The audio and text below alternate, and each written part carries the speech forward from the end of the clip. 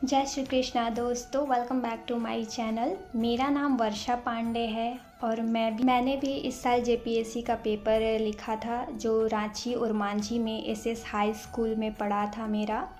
वहाँ एग्ज़ाम बहुत अच्छे से कंडक्ट हुआ है, वहाँ कोई भी गड़बड़ी नहीं मिली थी। इस वीडियो में कुछ ऐसे पॉइंट्स लेकर आई हूँ जिस पे गौर करना बहुत ही ज़रूरी है बहुत सारे स्टूडेंट्स के लिए। पहले बात ये है कि ये जो पोस्ट है बहुत बड़े अधिकारियों का पोस्ट होता है। यहाँ पे जो पेपर लीक करवाने की कोशिश करते हैं, ख़रीदने की कोशिश करते हैं इस पोस्ट को, तो वो अगर इस झारखंड के एक अच्छे ऑफिसर बन गए, मानकर चलिए एक अच्छे पोस्ट पर चले गए, तब भी कोई फ़ायदा नहीं है, क्योंकि जो इंसान करप्ट करके खुद सीट को लिया है वो आगे चलकर भी करप्शन को बढ़ाएगा ही, कम नहीं करेगा। कुछ स्टूडेंट्स का कहना है कि जहाँ जहाँ लीक हुआ है पेपर सिर्फ वहाँ का कैंसिल करे, तो उससे स्टूडेंट्स को ये समझ नहीं आ रहा है कि ये भी गेम हो सकता है कि हम जहाँ पेपर पहुँचाना चाह रहे हों वहाँ पहुँच चुका हो और हंगामा कहीं और करा दिए हो, तो वो तो सीट रिज़र्व हो ही चुकी है, तो कैंसिल सारे एग्ज़ाम्स होने चाहिए अगर होने हैं तो। दूसरी पॉइंट ये है इसमें कि आपको अगर कैंसिल यहाँ पे एग्ज़ाम करा दे तो उस स्टूडेंट्स को और पढ़ने का टाइम मिल जाएगा, उस सेंटर के स्टूडेंट को, तो ये एग्ज़ाम बैलेंस नहीं हो पाएगा। अभी जी कुछ स्टूडेंट्स का कहना है कि सीरीज़ बी में नंबर मिसिंग था और बहुत सारे चीज़ उसमें मिसिंग थे, रिपीट क्वेश्चन किए गए थे। ये बात सही है क्योंकि बहुत सारे स्टूडेंट्स ने दिखाया है प्रूफ के साथ। मेरा भी सीरीज़ बी ही था, यहाँ पे आप देख सकते हैं, और इसमें कोई भी गड़बड़ी नहीं है, लेकिन बहुत सारे स्टूडेंट्स ने अपने क्वेश्चन पेपर शो किए हैं एविडेंस के रूप में जहाँ गड़बड़ी है। तो ये एक बहुत ही ज़्यादा लूपहोल है ये जेपीएससी के एग्ज़ाम में। एग्ज़ाम फॉर्म फिलअप करते टाइम बहुत कम पैसे लगते हैं, खासकर हम लड़कियों के लिए तो ज़ीरो ही होता है किसी किसी एग्ज़ाम में।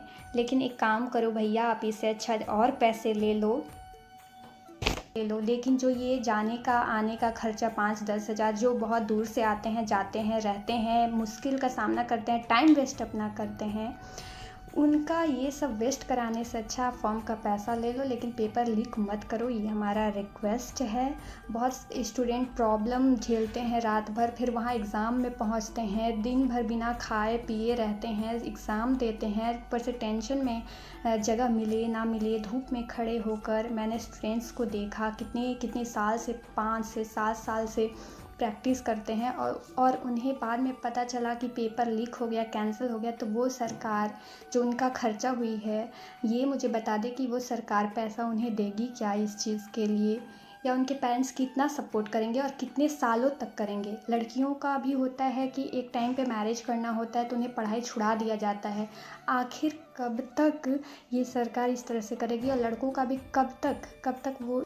हमारे इंडिया में खास कर झारखंड में, हमारे राज्य में बहुत जुगाड़ है, चाहे वो नौकरी का जुगाड़ हो, चाहे वो परीक्षा का जुगाड़ हो, हर जगह जुगाड़ निकल जाता है, लोग बिक जाते हैं, भ्रष्टाचार होता है, जिसकी वजह से कई पढ़ने वाले बच्चे जो 100 मार्क्स लाने के काबिल होते हैं, या जिनको मुंह पे आंसर याद रहता है, या उनका बहुत अच्छा नॉलेज है हर फील्ड में, वो कुछ नहीं कर पाते हैं। और जो स्टूडेंट्स मतलब अनपढ़ बोल सकते हैं, जाहिल बोल सकते हैं, जिन्हें पढ़ने का, या आप उनसे एक चीज़ पूछ दो तो उनको नॉलेज तक नहीं है, वो अच्छे पोस्ट पर बैठे हुए हैं। सिर्फ़ और सिर्फ ये भ्रष्टाचार के कारण ये सब हो रहा है। आप अगर एबल नहीं हो तो आपसे रिक्वेस्ट है कि आप इस फील्ड में आओ ही मत। आपकी करने का सज़ा पूरे स्टूडेंट्स को भोगना पड़ रहा है। कहीं कहीं ऐसा होता है कि एक प्यून है, उसको ज़्यादा नॉलेज होता है, और उसी प्यून के ऊपर जो उसका बॉस है, जो ऑफिसर है, उसको कम नॉलेज होते हुए भी उसे सैल्यूट मारना पड़ता है। ये चीज़ हमें बिल्कुल भी पसंद नहीं आती है, क्योंकि नॉलेज की वैल्यू यहाँ बहुत ज़्यादा कम है और पैसों की अहमियत बहुत ही ज़्यादा बढ़ चुकी है। पता नहीं इस देश का क्या होगा, जहाँ हम इंडिया को डेवलप कंट्री की ओर ले जाने चाह रहे हैं, डेवलपिंग से वहीं लोग इसे जुगाड़ के चक्कर में डेवलपिंग से भी नीचे ना गिरा दे, कभी ऐसा ना हो जाए। आखिर एक सरकार कितना मदद करेगी, आखिर कुछ चंद लोग कितना आगे तक लड़ेंगे। मेरा सेंटर काफ़ी अच्छा था, लेकिन मैंने एक बात पे गौर किया। वहाँ के टीचर्स सारे अच्छे थे, मैम अच्छी थी, लेकिन एक बात क्या वहाँ पे गलत मुझे दिखा कि वहाँ के स्टूडेंट्स एग्ज़ाम दे रहे हैं तो ताका झाकी बहुत था, मतलब मिली भगत की मिलजुल कर आंसर लिखते हैं। आगे बैठा स्टूडेंट पीछे मुड़कर आंसर 1 to 100 आंसर भाई देखकर किसी ने लिखा है।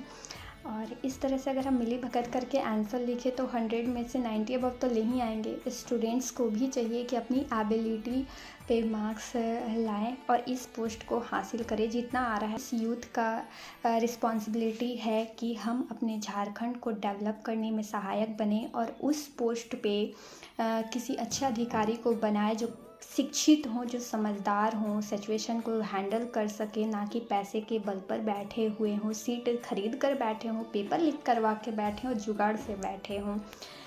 ये मेरा हम्बल रिक्वेस्ट है कि आप सब एसआईटी का गठन करके आप सब अधिकारी लोग स्टूडेंट्स पे धौंस ना दिखाकर, उनसे बदतमीजी ना करके एसआईटी का गठन करें और इस मामले की छानबीन करें। और जो छानबीन नहीं करना चाहता है वो साफ समझ लें कि वो भी एक जुगाड़ के थ्रू ही ऑफिसर बना है। बस यही है मेरे वीडियो में। आप इस बातों पे ध्यान दें और एग्ज़ाम कैंसिल करना हो तो कुछ सेंटर का नहीं, सारे सेंटर का करें। उससे ना इनबैलेंस नहीं होगा और साथ ही जहाँ पेपर पहुँचना जाना था, मतलब ये गेम प्लान किया गया है वहाँ तक वो ना पहुँच पाए। यही हमारा रिक्वेस्ट है। Thank you for watching my video और इतना टॉलरेंस के लिए थैंक यू।